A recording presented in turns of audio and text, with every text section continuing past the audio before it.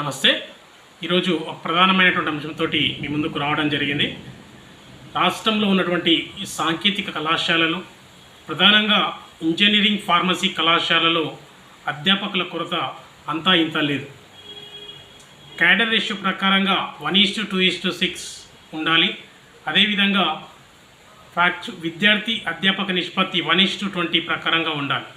కానీ చాలా కాలేజీల్లో అది లేకపోవడం, తాత్కాలికంగా బయోమెట్రిక్ తంబులను నార్మల్గా తంబు ఫ్యాకల్టీ ఎక్కువగా మెయింటైన్ చేస్తున్నారని చెప్పేసి రెగ్యులర్ ఫ్యాకల్టీగా పనిచేస్తున్నటువంటి మానసిక ఒత్తిడికి గురవుతున్నటువంటి అధ్యాపకులు వాపోతున్నటువంటి పరిస్థితి రాష్ట్రంలో నెలకొన్నది.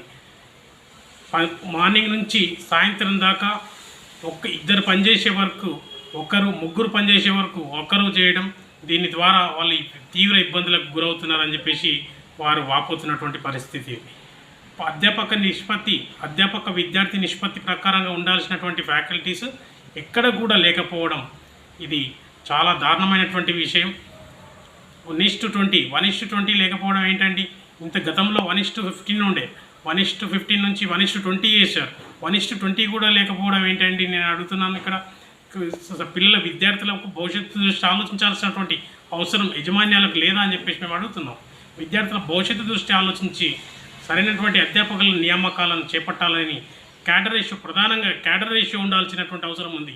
ఏఐసిటి నిబంధనల ప్రకారంగా క్యాడర్ రేషియో 1:2:6 ప్రకారంగా ఖచ్చితంగా ప్రతి కాలేజీలో మెయింటైన్ చేయాల్సినటువంటి అవసరం అయితే ఉంది.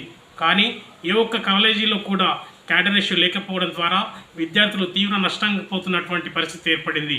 అదేవిధంగా నిరుద్యోగ సమస్య కూడా ఎక్కువగా ఏర్పడుతుంది.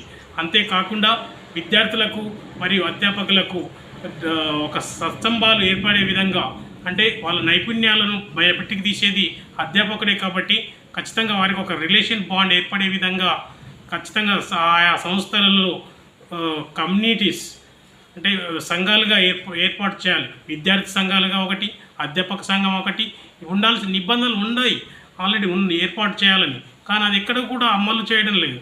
దీనితో విద్యార్థులు తీవ్రమైనటువంటి నష్టంలో వాటిల్లుతుంది. అంతేకాకుండా అధ్యాపకులకు కూడా తీవ్ర నష్టం వాటిల్లుతుంది.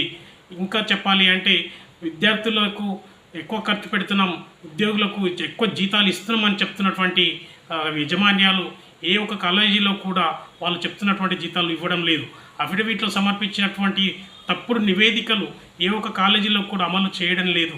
అవి తాత్కాలికంగా పేపర్ పైనే రాసున్నాయి, కానీ ప్రత్యక్షంగా ఎక్కడ కూడా అమలు చేయడం లేదని చెప్పి తెలియజేస్తున్నాను. ఒకటే తెలియజేసేది యజమాన్యానికి, అయ్యా మీరు ఖచ్చితంగా ఏదైతే అఫిడవిట్ రూపంలో ఏఐసిటీకి కానీ, జేఎన్టీహెచ్ కానీ, ఉస్మాన్ యూనివర్సిటీకి కానీ, టెక్నికల్ ఎడ్యుకేషన్ కానీ ఏదైతే రాసిచ్చారో అది ఖచ్చితంగా అమలు చేసే విధంగా చర్యలు తీసుకోవాలని చెప్పేసి తెలియజేస్తున్నాం.